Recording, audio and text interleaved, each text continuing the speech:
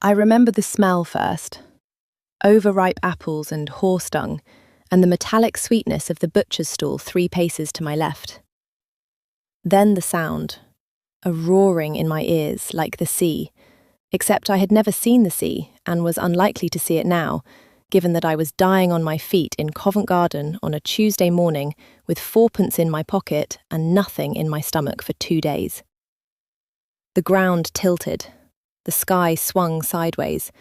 I reached for the edge of a market stall and missed, and the last thing I saw before the darkness took me was a man's face, sharp-jawed, startled, close, and 2 hands catching me before I hit the cobblestones. Then nothing.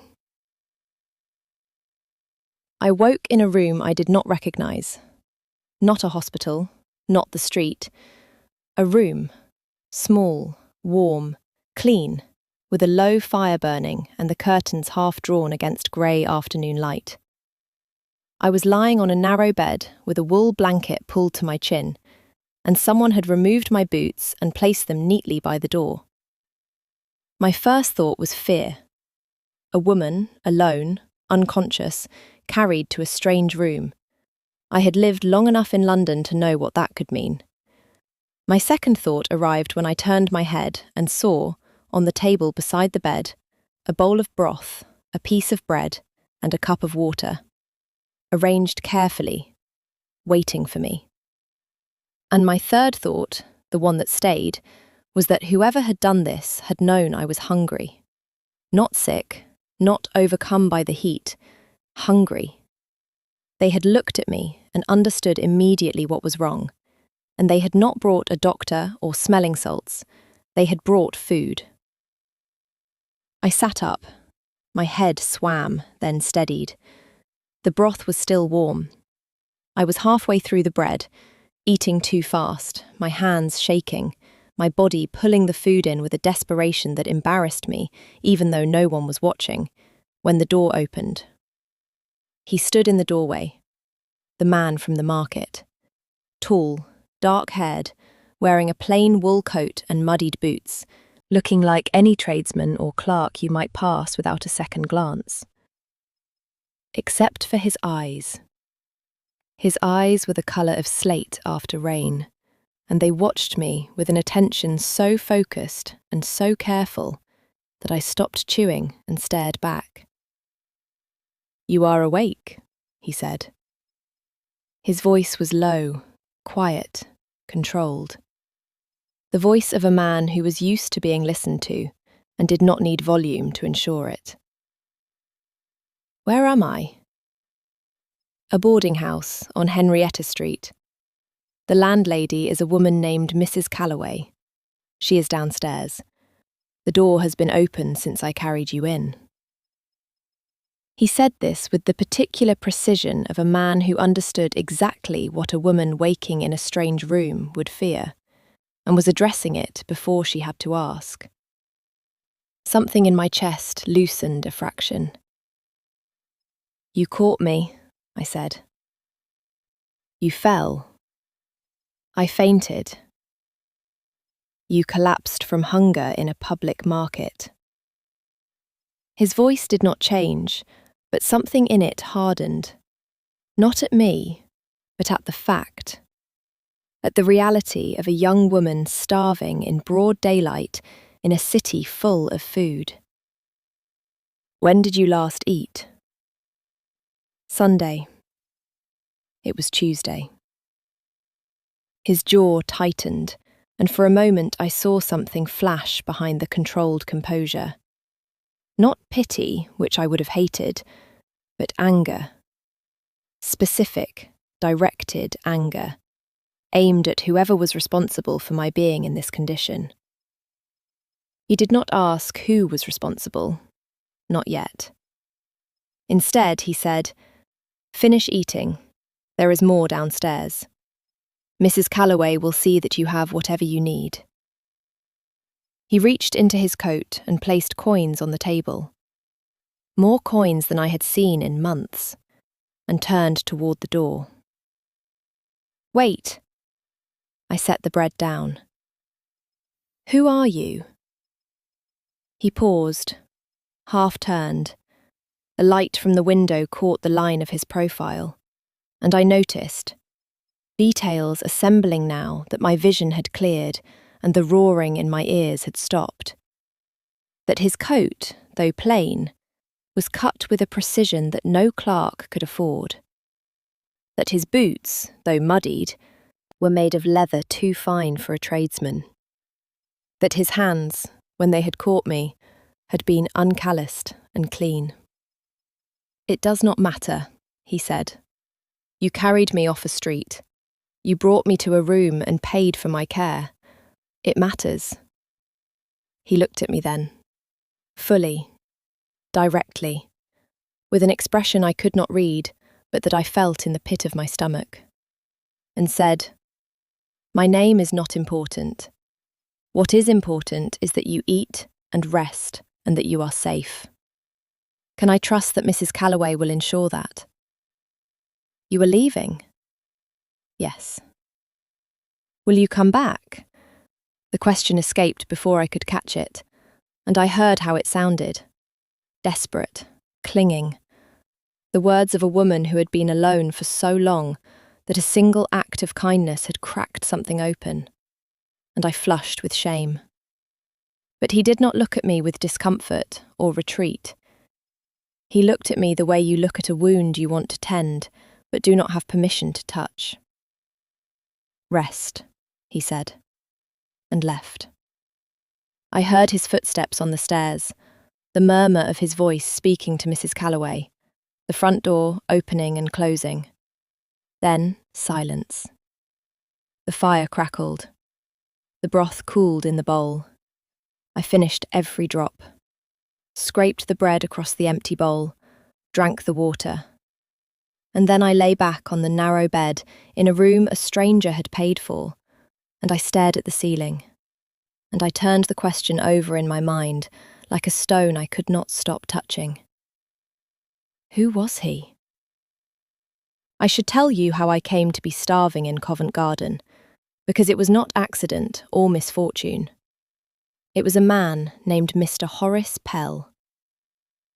My father had been a printer, respectable, hard-working, owner of a small shop on Fleet Street that produced pamphlets, broadsides, and the occasional chapbook. He was not wealthy, but we were comfortable. A house above the shop, food on the table, books everywhere. My mother died when I was 12. My father raised me alone after that, teaching me the trade, typesetting, layout, the smell of ink, and the weight of a galley proof. Because he had no sons, and I was willing, and he did not see the point in pretending his daughter was incapable of honest work. He died 2 years ago. I was 19, and on the day of his funeral, before the earth had settled on his coffin, Mr. Horace Pell arrived at our door with a document. Pell was a moneylender. My father, in the last year of his life, ill, struggling, too proud to tell me how bad things had become, had borrowed from him. The debt was substantial, the terms were ruinous, and the collateral was the shop. Pell took everything. The shop, the press, the inventory, the house above it. He gave me 3 days to remove my personal belongings and then changed the locks. When I protested, when I showed him my father's will, which left everything to me, he produced the loan agreement and pointed to the clause that superseded it. "Your father's debts are your father's debts," he said, with the particular satisfaction of a man who makes his living from other people's desperation. "Be grateful I am not pursuing you for the remainder." I was 19, female, alone, and suddenly homeless. I had no family to take me in. My father's few friends were tradesmen who could not afford another mouth. I found work where I could, mending, washing, brief employment at a milliner's shop, until the owner discovered I could read better than she could and dismissed me for making her uncomfortable.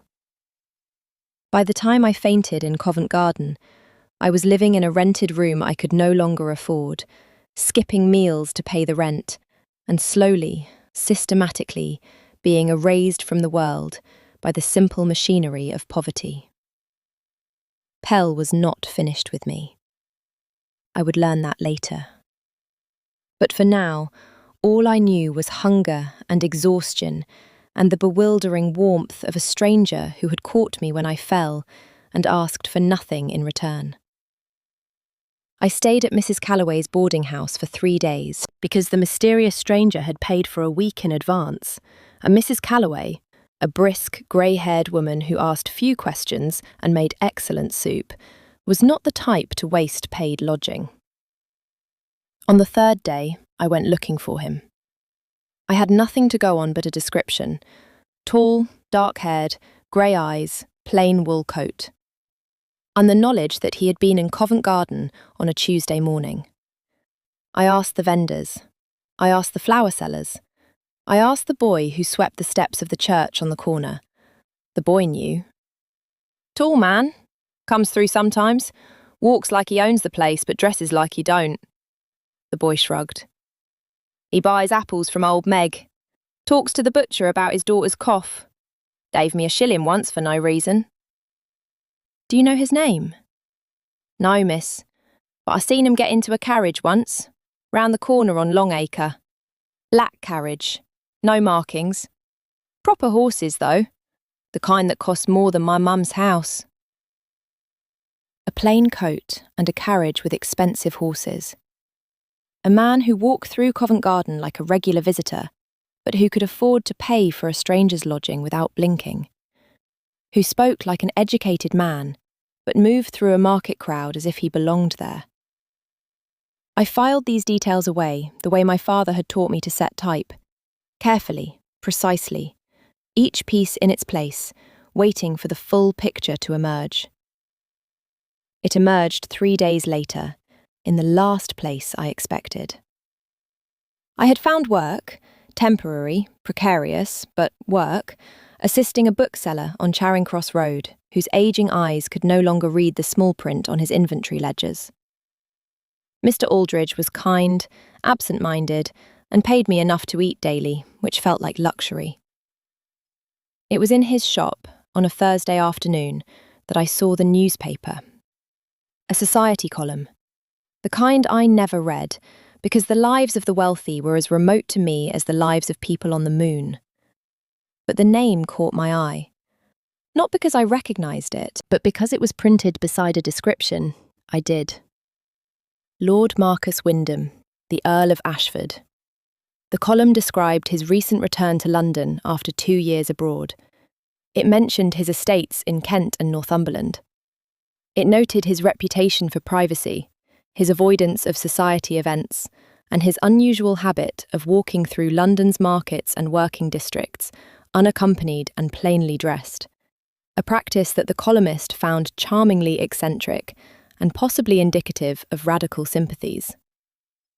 There was no portrait, but the description, tall, dark-haired, known for a reserved manner and an aversion to social performance, was unmistakable. The man who had caught me in Covent Garden, who had carried me to a boarding house and fed me broth, and left coins on a table and asked for nothing, who had looked at me with those grey eyes as if my hunger offended him personally. An earl. I set the newspaper down and pressed my hands flat on the counter, and breathed very carefully until the dizziness passed, because this changed everything. And not in the way a story would have you believe. Not in the hopeful, romantic Cinderella way, where the prince reveals himself and the world opens up. It changed everything because it meant the distance between us, which I had imagined as a gap I might cross with courage and a good pair of boots, was actually a chasm, an ocean, an impossibility built into the architecture of the world we lived in. An earl does not rescue a printer's daughter and then court her. An earl rescues a printer's daughter and then forgets her. That is how the world works. That is how it has always worked. I folded the newspaper and put it back on the shelf, and returned to Mr. Aldridge's ledgers. And I told myself that the knot beneath my ribs was gratitude, not longing, and that the chapter was closed. It was not closed. He came to the bookshop. Not the next day, or the day after, but 5 days later, long enough that I had almost convinced myself I would never see him again, and short enough that the ache of his absence still had teeth. The bell above the door rang. I looked up from the counter, and there he stood, in that same plain coat, with rain darkening his shoulders and his grey eyes finding mine with an immediacy that told me he had not come for books. "Miss," he stopped. "I realise I do not know your name." "Whitmore," I said. My voice was steady, which was a miracle. "Eleanor Whitmore." I paused. "My lord." The two words landed between us like a stone dropped into still water. He went very still. "You know," he said, "I read a newspaper." Silence. The shop was empty, except for Mr. Aldridge dozing in the back room. Rain tapped against the window. Lord Wyndham stood 3 paces from the counter, and I watched the composure resettle on his face. The mask sliding back into place, the careful distance reasserting itself. "Miss Whitmore, I came to inquire after your health." "My health is much improved, thanks to your generosity." It was not generosity. It was basic human. An earl paying for a stranger's lodging is not basic anything, my lord. I heard the edge in my own voice and did not soften it. "You left before I could thank you. You did not leave your name. And now you are standing in a bookshop in Charing Cross, in a coat that costs less than the books on that shelf, and I would very much like to know why." He looked at me for a long moment. Then something shifted.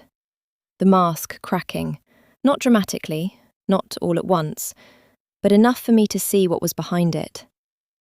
Surprise. The genuine, involuntary surprise of a man who was not accustomed to being confronted by anyone, least of all a woman who sold books for a living and had fainted at his feet a fortnight ago. "Because I have not been able to stop thinking about you," he said. "And I am trying to determine whether that is admirable or alarming."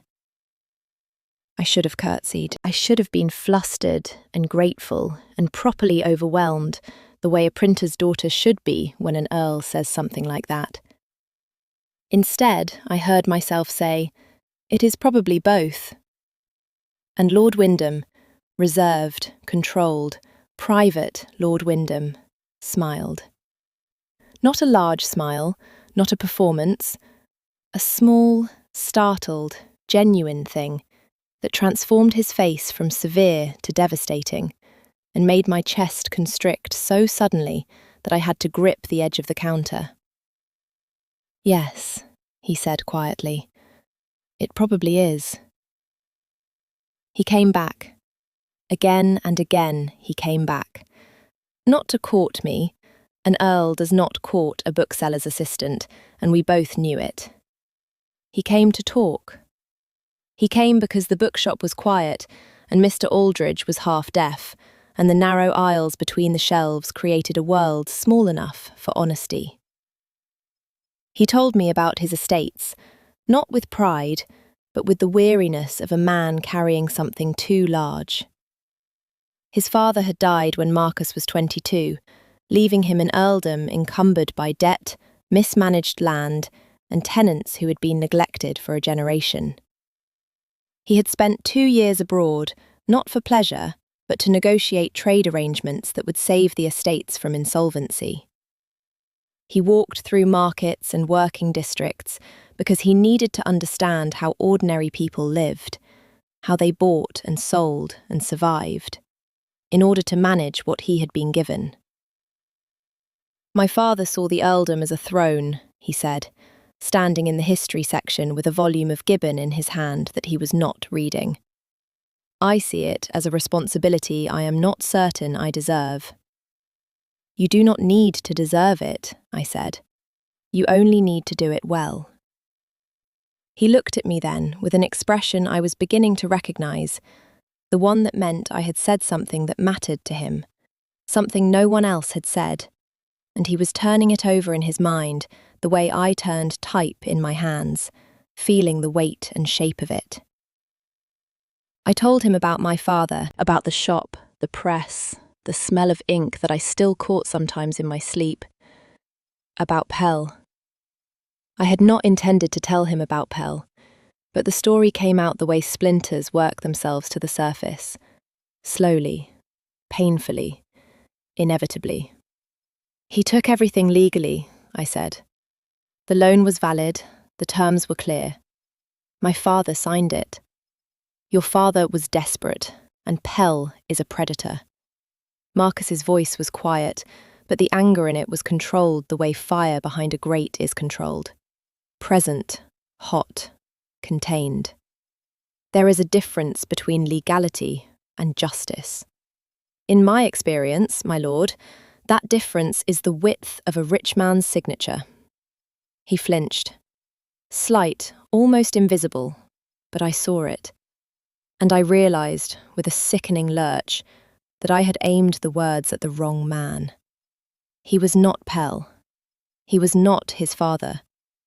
He was standing in a dusty bookshop in the rain because something in him recognized something in me, and I had just reminded him that the distance between us was not only social, but structural, built into the very system that gave him power and took mine away.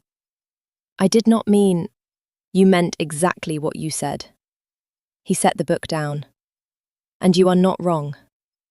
The fact that I stand on the favourable side of that signature does not make your observation less true. It makes it more important. He paused. Miss Whitmore, I want you to know, I am not here because I pity you. I am here because you are the most honest person I have encountered in a city full of performance, and I find that I cannot... He stopped, swallowed. I find that I cannot stay away. The shop was very quiet. Rain on glass.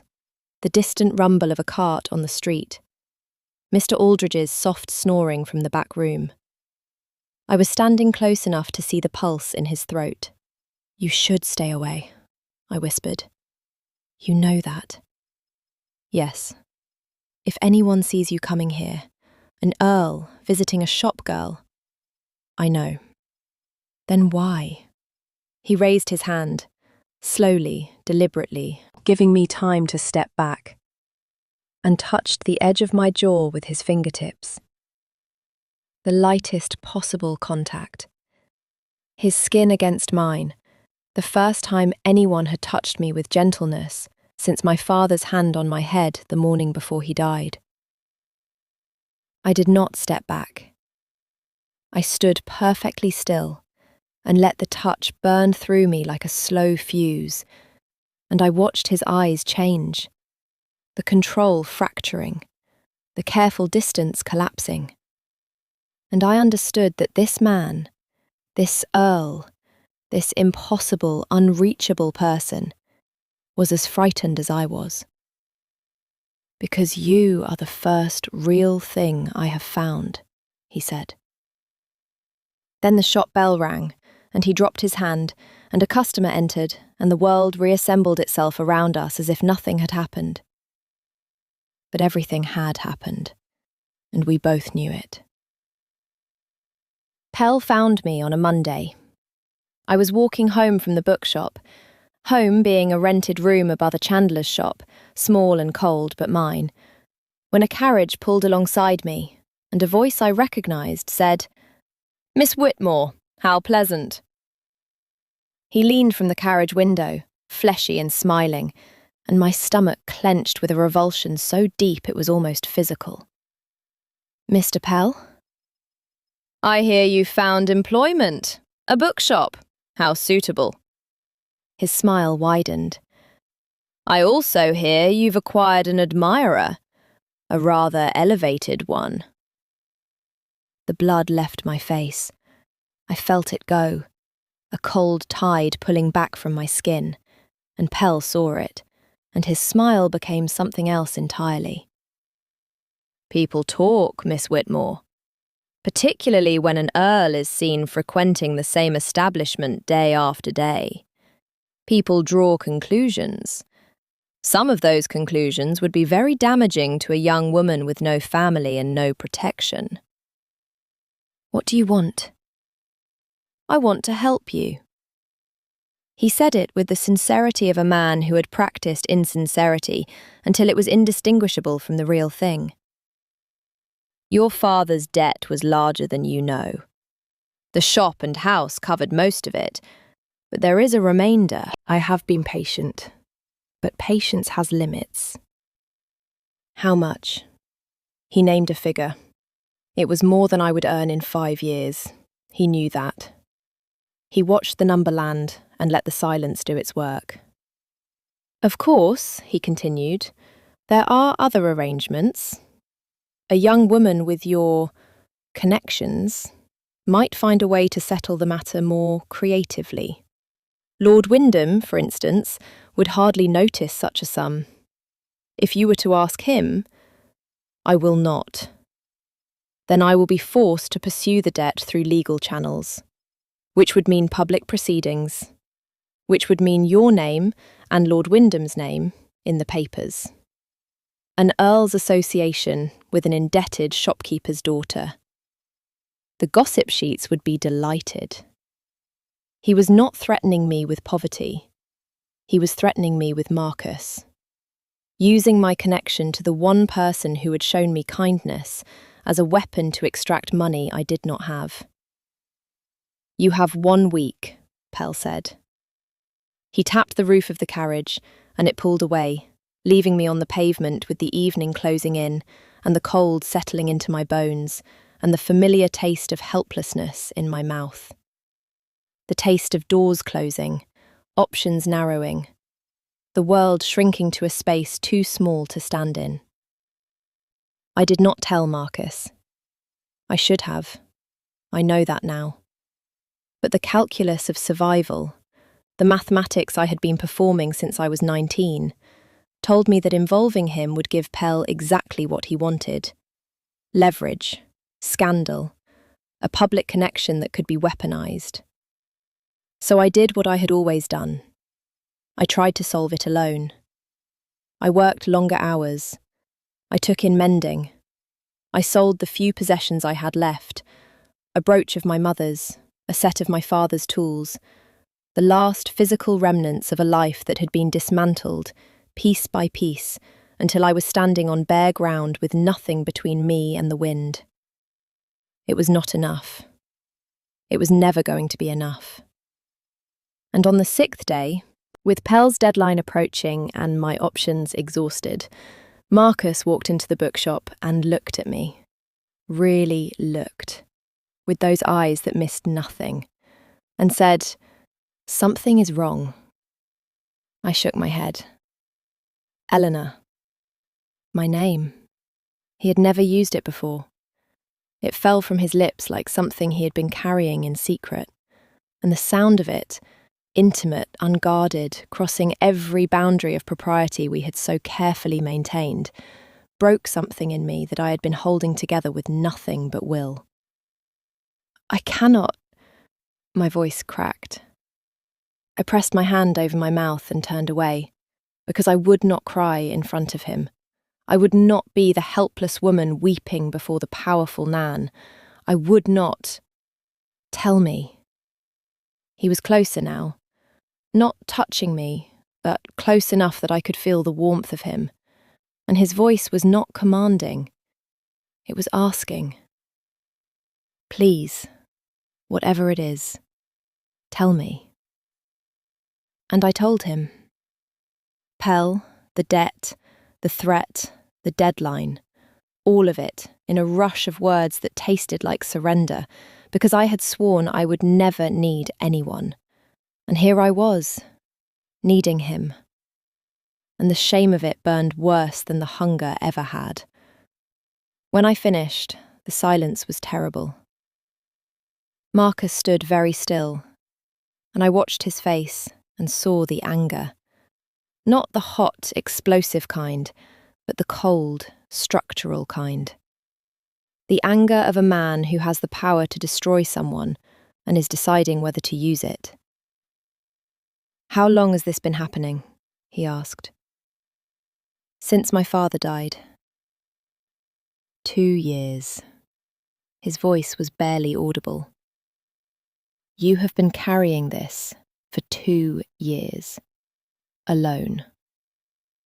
I did not have the luxury of not being alone. He flinched again, that small, involuntary recoil that told me my words had found the place where his privilege and his conscience met and ground against each other. "You do now," he said. And then, very quietly, very carefully, as if he were handling something fragile that he was terrified of breaking. "Eleanor, let me help.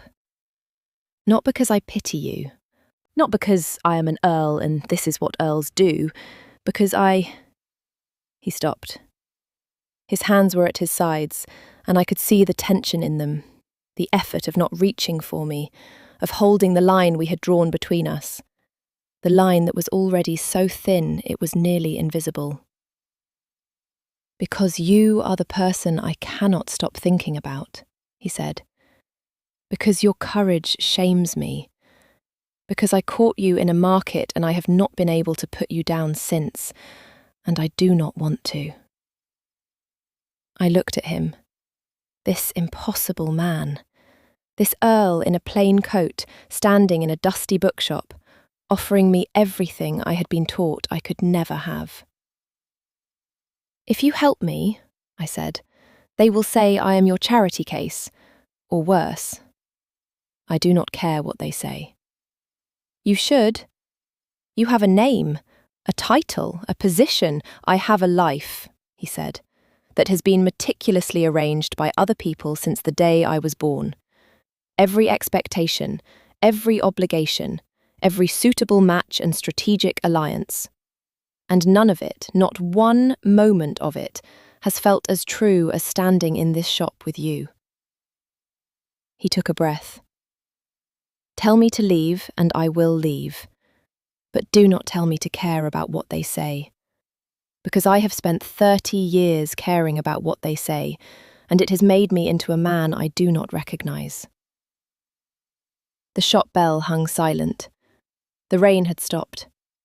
The world outside was grey and ordinary, and inside this narrow room full of books and dust and the smell of old paper, something extraordinary was happening. Not a fairy tale, not a rescue, but two people standing on opposite sides of an impossible divide and refusing, together, to look away. "I am not telling you to leave," I said. What Marcus did to Pell was not dramatic. It was worse than dramatic. It was precise. He did not confront him publicly. He did not threaten or bluster. He sent his solicitor, a man named Houghton, who had the gentle demeanour of a country vicar and the legal instincts of a predator, to examine the original loan agreement. Houghton found irregularities. The interest rate exceeded legal limits. Several clauses violated lending statutes. And the valuation of my father's shop and house, the collateral Pell had seized, had been deliberately underestimated, meaning Pell had taken property worth significantly more than the debt and pocketed the difference. The remaining debt Pell was demanding did not exist. It had been manufactured. Marcus did not share this information with Pell directly. He shared it with a magistrate. And he shared it with a journalist at the Morning Chronicle, who had been investigating predatory lending practices in London for 6 months and was very interested in specific, well-documented examples. I learned all of this after the fact, because Marcus, infuriatingly, admirably, characteristically, had handled it without telling me. And I discovered it only when Mr. Aldridge showed me a newspaper article about a moneylender facing criminal charges and said, "Isn't this the fellow who troubled your father?" I found Marcus that afternoon. He was in the bookshop, as he often was, reading in the history section as if he had not just systematically destroyed the man who had been terrorizing me for 2 years. "You should have told me," I said. "You would have asked me not to." "Yes, because it was not your fight." He set the book down and looked at me, and I saw the mask gone entirely. Not the careful, controlled Earl, but the man underneath, exhausted and certain and unwilling to pretend any more. "Everything that concerns you," he said, "is my fight. I am sorry if that is presumptuous. It is also true." I wanted to argue. I wanted to assert my independence, my agency, my right to handle my own problems. And all of those things were real and important, and I would assert them many times in the years to come. But in that moment, standing in a bookshop that smelled like paper and possibility, and him a fool, I stood in my rented room and pressed my forehead against the cold window glass and felt the old machinery engage, the survival calculus, the cost-benefit analysis of a woman who had learned that the world charges interest on happiness. If I stayed, I damaged him. His reputation, his position, his ability to do the work he cared about, managing his estates, improving his tenants' lives.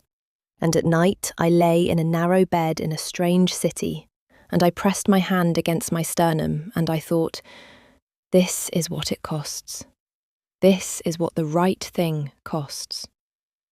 On the 22nd day, Mrs. Calloway's letter arrived. It was brief. It said, "He did not open your letter. He came to the boarding house within an hour of receiving it. When he learned you had gone, he did not ask where. He said," and she underlined this twice, "she does not get to decide for both of us. He is looking for you." He found me on a Saturday. I was in the small garden behind the cousin's house, hanging laundry in the weak autumn sun, when I heard the gate open and turned and saw him standing there. Not in his plain coat this time, but in the clothes of an earl, as if he had decided that if he was going to do this, he would do it without disguise. He looked terrible. Not dishevelled. Marcus Wyndham could not be dishevelled if he tried, but worn, thinner. The shadows under his eyes spoke of sleepless nights, and the set of his jaw spoke of a man who had been clenching it for 3 weeks. "You left," he said. "I had to." "No, you decided to, without consulting me, without allowing me a voice in a decision that affects my life as much as yours." He stepped forward. "You wrote me a letter full of noble self-sacrifice and then disappeared. And you expected me to accept it because it was the logical, rational, sensible thing to do. It was the right thing. It was cowardice." The word cracked between us like a gunshot, and I flinched. And he saw me flinch, and his expression changed, the anger fracturing into something rawer and more desperate. "No, forgive me. That is not. You are the bravest person I know. But leaving was not brave. Leaving was the thing you have always done. Making yourself smaller, disappearing before you can be disappeared, solving the problem by removing yourself from the equation, and I will not allow it." "You cannot tell me what to allow. I am not telling you. I am asking you." His voice dropped, and the control he had maintained since he walked through the gate finally broke, and I saw him. Not the Earl, not the composed and careful man, but the one underneath, shaking and furious and terrified.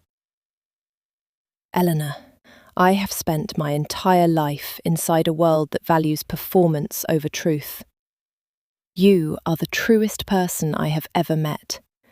Do not ask me to go back to performance. Do not ask me to pretend that the correct and proper thing, the thing society expects, matters more than this. They will destroy you. Let them try. He was close now. Close enough that I could see the pulse in his throat, rapid and unsteady. Lady Constance has already done her worst. Do you know what happened? My tenants wrote to me.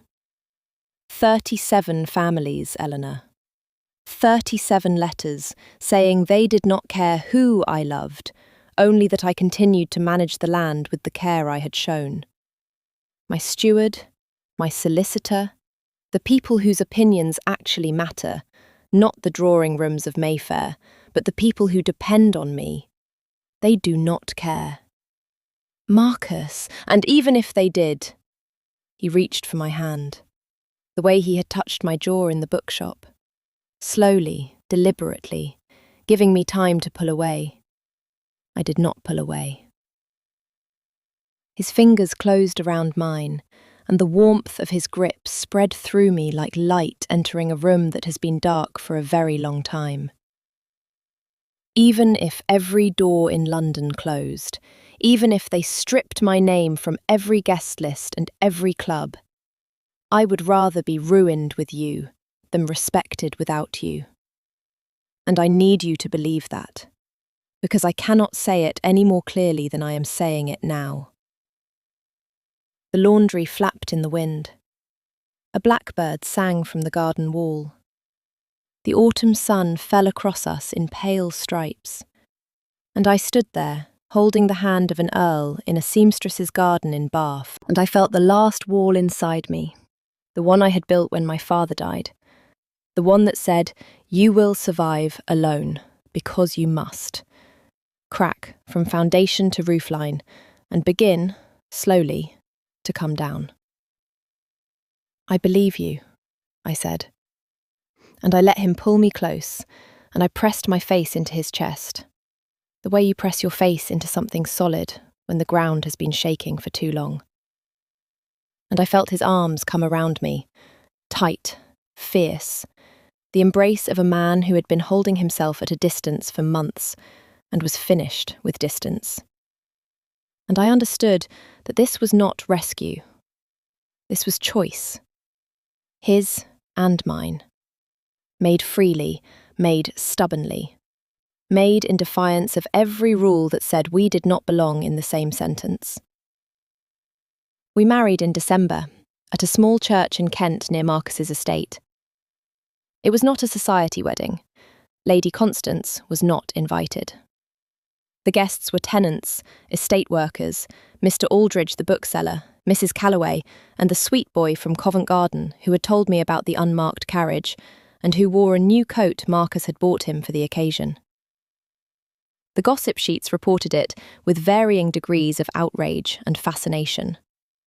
An earl marrying a printer's daughter, the end of a respectable line, a cautionary tale, or a love story, depending on who was telling it. I did not read the columns. I was too busy learning the house, Marcus's house, our house now. A rambling stone manor in Kent that smelled of beeswax and wood smoke and needed, desperately, a woman's attention. I reorganised the library. I befriended the cook. I walked the estate with Marcus and listened as he explained the drainage problems and the tenant disputes and the 100 small decisions that made up the daily life of a man responsible for other people's livelihoods. And in the evenings, in the drawing room, with the fire burning low and the house settling around us, I would find him watching me. Not with the controlled, careful attention of the man who had caught me in the market, but with something open and unguarded and wondering, as if he still could not quite believe I was there. "What?" I asked one night, looking up from my book. "I was thinking," he said, about a day in Covent Garden, a woman falling, and the extraordinary improbability of catching the right person at the right moment. You make it sound like fate. I make it sound like luck. He crossed the room to where I sat and took the book from my hands and set it aside and drew me to my feet and held me the way he had held me in that garden in Bath, close, certain, as if letting go had never occurred to him as an option. "I am not a man who believes in fate," he said quietly, his lips against my hair. "But I believe in this." Outside, the winter wind pressed against the windows. Inside, the fire crackled, and the house was warm, and I was standing in the arms of a man who had caught me when I fell, and kept his word. He never did let go.